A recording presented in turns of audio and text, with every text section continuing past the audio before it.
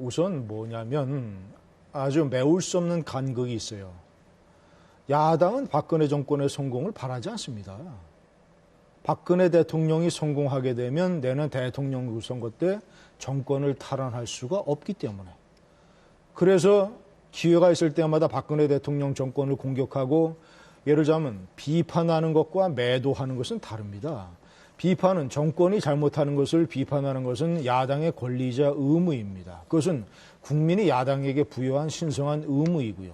그러나 이 나라 야당은 박근혜 대통령과 정권이 50을 잘못하면 50을 비판하는 게 아니라 50의 잘못이 있으면 그걸 뻥튀겨서 100이나 200으로 정치적인 논란거리로 만듭니다.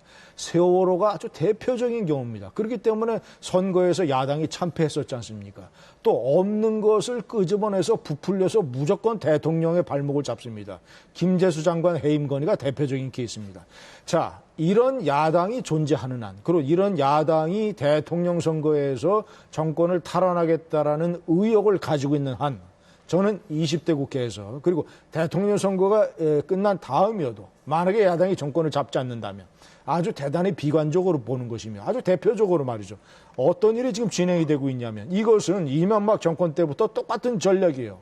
광우병 사태 때 정권을 뒤흔들어서 그 정권의 맥을 끊어놓으려고 했죠. 그다음에 박근혜 정권 들어서 어떻게 됐습니까? 세월호 사건에 그 비극적인 사건을 정치적으로 뻥튀기 해가지고 지금까지 매달리고 있잖아요. 그리고 청와대 찌라시 문건 사건, 시중에 찌라시 문건 하나를 가지고 이 나라를 얼마나 흔들어댔습니까? 지금 어떤 일이 벌어집니까? 백남기 농민 사건. 이것도 불법 폭력 시위에서 경찰이 법질서를 확립하기 위해서 불가피하게 물대포를 쏴서 거기에 맞아 죽은 사람. 불법적으로 경찰버스에 로프를 걸고 다른 사람들하고 같이 경찰버스 저거 쓰러뜨리겠다고 로프를 잡아당기다가 백남기 농민이 그러다가 경찰이 물대포를 쏴서 그럼에도 불구하고 계속 버티면서 해서 물대포를 다시 한번 맞고 그래서 쓰러져서 그 위험한 상태에 있다가 사망한 거 아닙니까? 이 사건을 두고 또 이제는 대통령 선거 때까지 몰고 가려고 합니다. 이것은 결코 변할 수 없는 고질적인 야당의 집권 전략이에요. 저는 이런 상태가 있는 한, 야당이 이 생각을 버리지 않는 한, 저는 대통령과 새누리당에 대해서도 수차례 여러 차례 그들이 잘못할 때마다 사안마다 시시비비를 가려서 저는 제 나름대로 열심히 비판을 해왔습니다. 이번에 미르재단이나 K스포츠 재단 같은 것도 마찬가지고 대통령의 불통정치라든가 말이죠. 낙하산 인사.